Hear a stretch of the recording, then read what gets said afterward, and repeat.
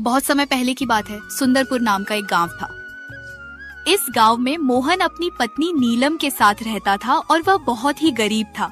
वह अपने खेत पर ही निर्भर था और उसी में जो फसल होती थी उसी से वह अपनी आजीविका को चलाता था।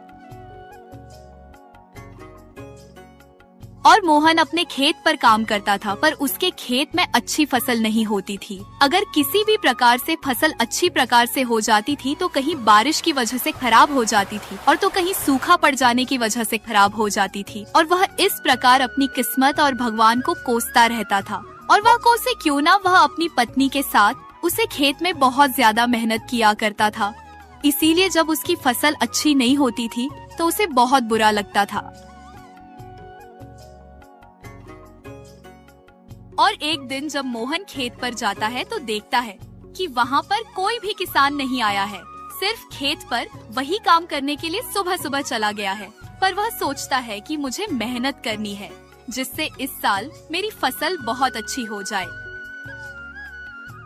फिर वह अपने खेत पर खुदाई करने लगता है और वह धीरे धीरे अपने खेत को जोत रहता है। और वह अपने खेतों में इतनी मेहनत से काम करता है कि उसे समय का कोई भी अंदाजा नहीं लगता है और उसे खेत पर काम करते करते दोपहर हो जाती है। फिर मोहन की पत्नी नीलम उसके लिए खाना लेकर आती है और फिर उसे समय का अंदाजा होता है और वह कहता है कि अरे ये क्या, मुझे तो काम करते करते दोपहर हो गई है और मेहनत से काम करने में समय का कोई अंदाजा नहीं लगता है।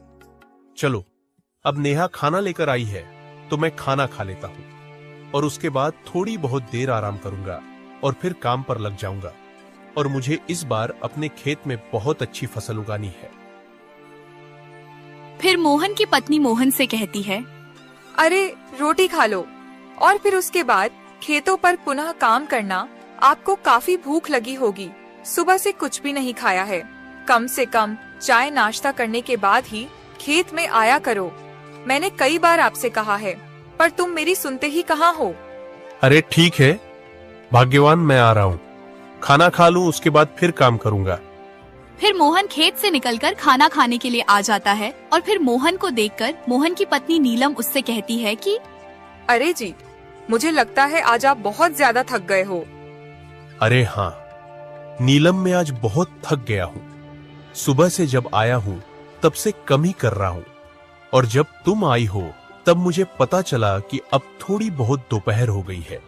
और देखो, यह हमारे पड़ोस के किसान भाई कोई भी अपने खेतों पर काम करने नहीं आया, इसीलिए मुझे समय का और कोई भी अंदाजा नहीं लगा है। अरे जी, तो अपने यहाँ पर बैठकर आराम कर ली होती, जिससे आपको थोड़ा आराम मिल जाता और उसके बाद अपना खेतों पर काम करते। अरे नीलम, तुम खुद देखो, मैं इतनी ज्यादा खेतों पर मेहनत करता हूँ और बाकी किसान खेतों पर देखने तक नहीं आते हैं और फिर भी मेरी ही फसल किसी न किसी प्रकार से बर्बाद हो जाती है और मुझे बहुत भारी नुकसान हो जाता है। और शायद भगवान को भी मेरी फसल खराब करने में मजा आता है, इसीलिए वह मेरे साथ ऐसा करता है। अरे जी, आप अपना मन छोटा मत करो और दिल से कम करो। भगवान एक न एक दिन हमारी मदद जरूर करेगा। अगर आप इतनी मेहनत से काम करते हो तो हमें उसे मेहनत का फल अवश्य मिलेगा। और आप इसी तरह मेहनत करते रहो और उसमें मैं भी आपके साथ हूँ। कोई भी बड़ा काम नहीं करेंगे और नहीं करने देंगे। और फिर मोहन की पत्नी नीलम मोहन को इन सभी बातों से उसका मन हल्का करती है और उसे आशा दिलाती है। हाँ नीलम, तुम कह तो सही रही हो, पर मैं इतनी मेहनत से काम करता हूँ फिर भी मेरे साथ हमेशा बुरा ही होता है। और तुम जो कहती हो कि कभी ना कभी मेरा टाइम जरूर सुधरेगा और देखते हैं कि हमारी जिंदगी में सुख आता है या नहीं। अरे जी, आप ज्यादा अब मत सोचो और एक ना एक दिन आप खुद कहोगे मुझे कि अब हमारी जिंदगी में कुछ सुधार आ रहा है।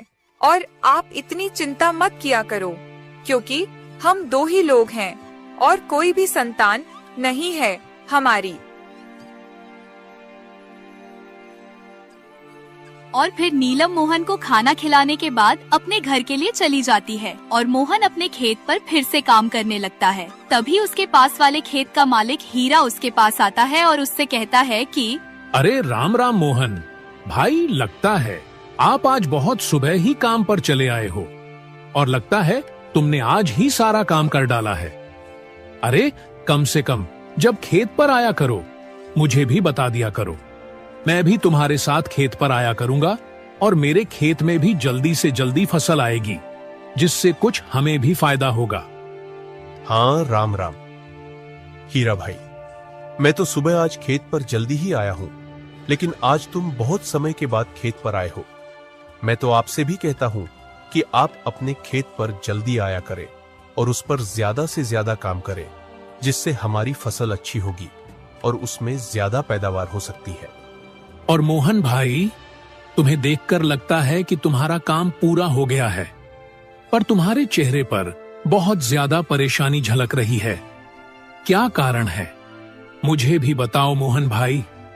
अरे क्या बताऊं हीरा भाई, मैं इतनी सुबह और इतनी जल्दी से अपने खेत पर काम करता हूं, फिर भी मेरी किसी न किसी प्रकार से फसल बर्बाद हो ही जाती है। और आप लोगों का देखो, पता नहीं कितने टाइम खेत पर आते हो और नहीं भी आते हो, फिर भी आप लोगों की फसल बहुत अच्छी होती है। मेरी फसल हमेशा बर्बाद होती है। पता नहीं क्या है मेरी जिंदगी। अरे मोहन भाई, तुम अपनी किस्मत को लेकर इतना क्यों सोचते रहते हो? अरे हीरा भाई, अगर मैं अपनी किस्मत को लेकर को सोचूं ना, तो और क्या करूं। मेरी फसल कभी बाढ़ की वजह से खराब हो जाती है, तो कहीं सूखे की वजह से। बताओ मैं क्या करूं। अरे मोहन भाई, देखो तुम्हारा और मेरा खत एक दूसरे के पड़ोस में ही है। इसका मतलब अगर कोई बीमारी तुम्हारे खेत में होगी तो वह मेरे खेत में भी होगी। पर मैं तो इस फसल को लेकर इतना चिंतित नहीं रहता हूँ। और तुम खेती के अलावा कुछ और काम करते हो या नहीं करते हो? अरे नहीं हीरा भाई, मैं खेती ही करता हूं, क्योंकि मेरे दादा पर दादा की खेती है और इसी खेती से हम अपना काम चलाते हैं। मेरे दादाजी ने इस खेती को मेरे पिताजी को दी और मेरे पिताजी ने मुझे दी है। अब मैं इस पीढ़ी के अनुसार अब इस खेत पर मैं काम कर रहा हूं और इस काम के अलावा मैं और कोई दूसरा काम नहीं करता हूं। अगर कोई अच्छा काम हो तो भाई मुझे भी बता दो, जिससे मैं भी उस काम को कर लूंगा और मुझे भी तुम्हारी तरह ज्यादा खेती के पीछे परेशानी नहीं झेलनी पड़ेगी। नहीं मोहन भाई, मैं तुम्हें इसके बारे में नहीं बताऊंगा, बल्कि तुम्हें करके दिखाऊंगा और तुम अपना काम कर लो और मैं अपना काम पूरा कर लूं। उसके बाद में तुम्हें मैं अपने साथ ले चलकर वह काम ही दिखाऊंगा। ठीक है? ठीक है हीरा भाई, जैसा तुम कहते हो मैं वैसा करता हूं। अगर तुम मुझे बताना नहीं चाहते हो और उसे दिखाना ही चाहते हो तो ठीक है, मैं भी काम कर लेता हूं। बस थोड़ा ही बचा है और आप भी अपना काम पूरा कर लो।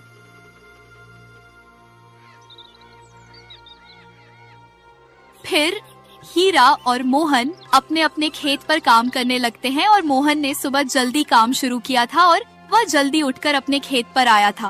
उसकी वजह से उसका काम जल्दी पूरा हो जाता है और वह हीरा के खेत के पास जाकर खड़ा हो जाता है और मन में कहता है कि अरे मैं हीरा भाई का काम पूरा करवा दूं, जिससे उनका काम पूरा होने के बाद भी मुझे अपने साथ ले जाकर उसे काम को दिखाएंगे जो उन्होंने मुझे बताया था।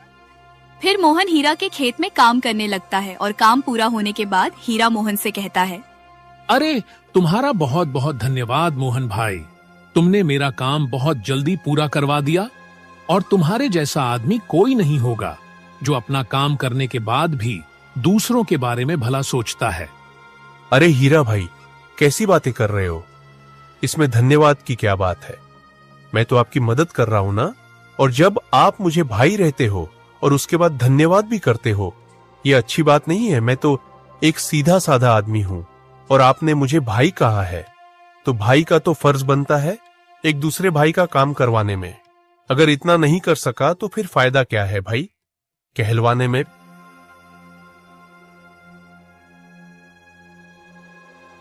जब हीरा और मोहन हीरा के घर के पास पहुंचते हैं तो वह उससे कहता है कि देखो मोहन भाई, मैं जो तुम्हें चीज बताऊंगा या दिखाऊंगा उसके बारे में तुम किसी से कुछ भी मत कहना और चाहकर भी किसी से मत कहना, और इसके बाद तुम कभी गरीब नहीं रहोगे।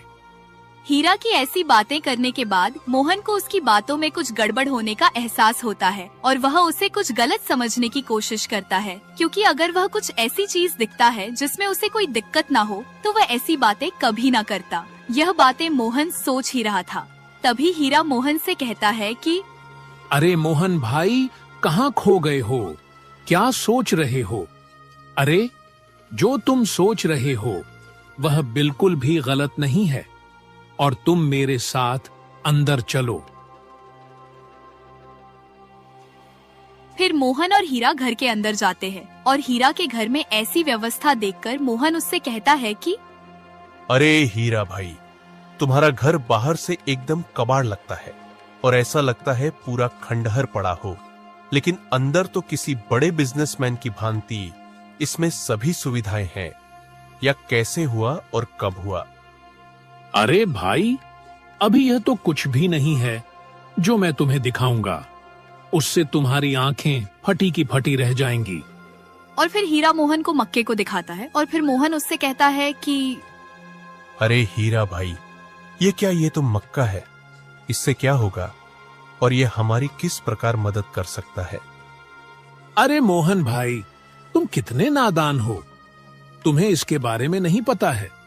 यह मक्का मैंने चीन से मंगाई है। अरे हीरा भाई, यह मक्का हमारे यहाँ की मक्का के मुकाबले काफी अलग है और यह नेचुरल नहीं लगती है कि क्या ये कोई जादू मक्का है क्या, जो इससे हम जल्दी से जल्दी अमीर हो जाएंगे? अरे हाँ मोहन भाई, यह मक्का नेचुरल नहीं है। इसे खेतों में उगाया नहीं जाता है, बल्कि फैक्ट्री में बनाया जाता है। और ऐसा ही कुछ सोचो कि यह जादुई मक्का है। देखो, इस मक्के को हम अपने यहाँ के मक्के में मिला देते हैं, तो इसमें पता नहीं चलता है कि यह मक्का कोई अलग है या नहीं, जिससे हमें डबल मुनाफा होता है। अच्छा, अब समझा। इसका मतलब यह मक्का असली नहीं है, बकिया मक्का नकली है। पर या तो गलत बात है ना। अगर हम इस मक्के को असली मक्के में मिलाकर भेजेंगे तो जो व्यक्ति इस मक्के को खाएगा वह बीमार हो जाएगा और उसकी मौत भी हो सकती है। नहीं भाई, मैं ऐसा नहीं कर सकता हूं और तुम भी इसे बेचना बंद कर दो। अरे मोहन भाई, सोच लो एक बार, क्योंकि तुम्हारे पास भी यही एक चारा है जिसके द्वारा तुम भी अमीर हो सकते हो, और तुमसे ठुकराने के बाद चले जाओगे तो बहुत ज्यादा ही पछताओगे। कोई बात नहीं हीरा भाई, मैं यह गलत काम नहीं करूंगा। मैं किसी की जान के साथ खेलकर अमीर बनना नहीं चाहता हूं। तुम्हें ही यह काम मुबारक हो। मैं चलता हूं।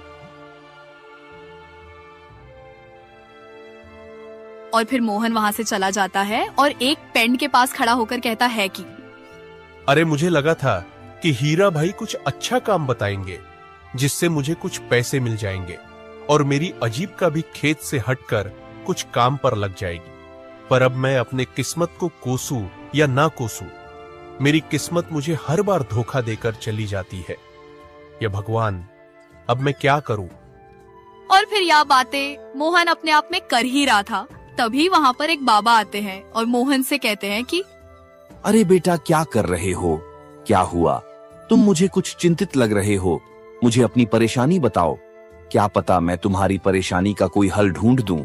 और मुझे कुछ मत छुपाना, क्योंकि मैं तो एक सन्यासी हूँ। मैं तुम्हें एक अच्छी राह ही बता सकता हूँ।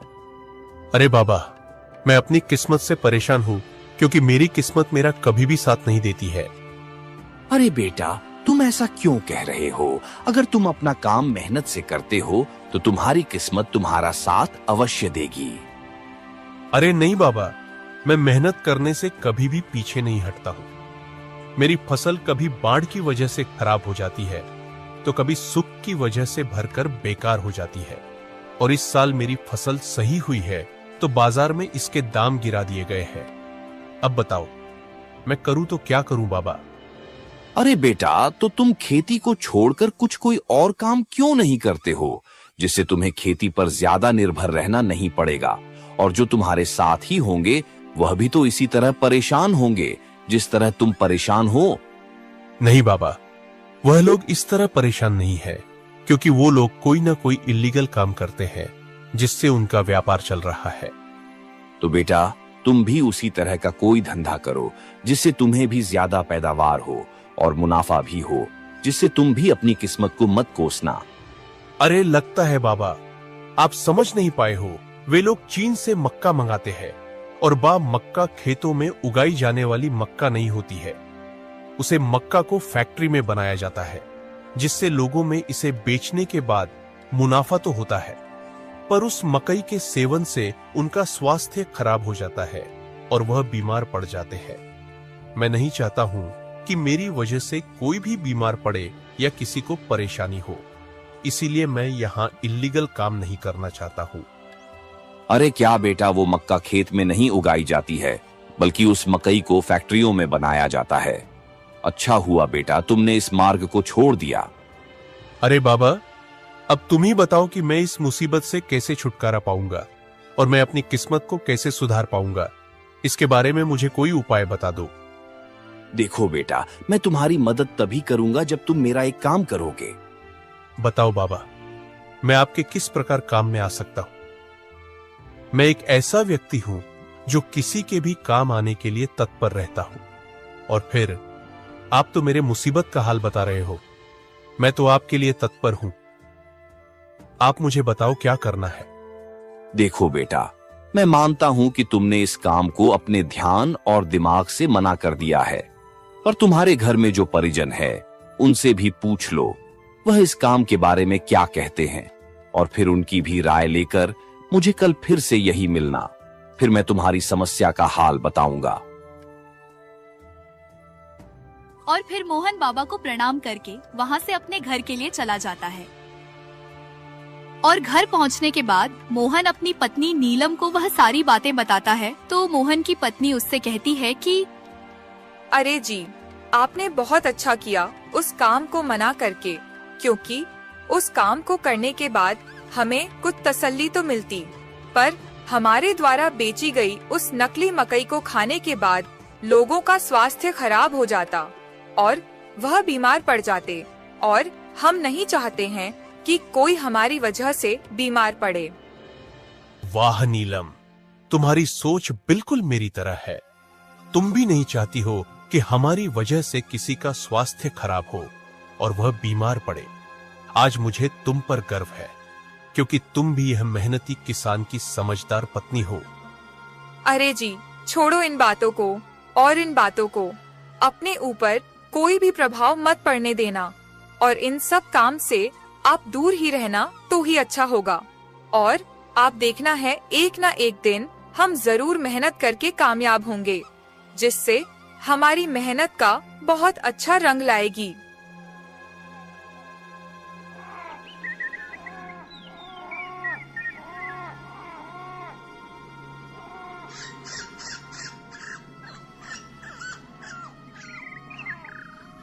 और फिर जब सुबह होती है तो मोहन वही जगह पर जाता है और कहाँ पर बाबा को नापा करवा चिंतित होता है और सोचता है कि मेरी समस्या का हल कैसे मिलेगा, क्योंकि यहाँ पर बाबा है ही नहीं। और जब यह सब मोहन सोच ही रहा था, तभी वहाँ पर बाबा प्रकट होते हैं। तो उन्हें देखने के बाद मोहन थोड़ा चौंक जाता है और फिर बाबा उनसे कहते हैं कि अरे बेटा, क्या सोच रहे हो? मैं यहीं पर हूँ, बताओ क्या कह रहे थे तुम? और तुमने अपने परिवार के सदस्यों से पूछा है कि उन्होंने तुमसे क्या कहा है?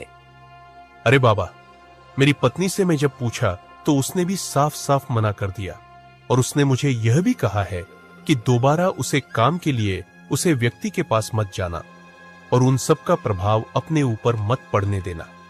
मेरी पत्नी का स्वभाव और विचार मेरे ही समान है और वह भी नहीं चाहती है कि हम कोई गलत काम करें जिससे लोगों में बीमारियां न बढ़ सके।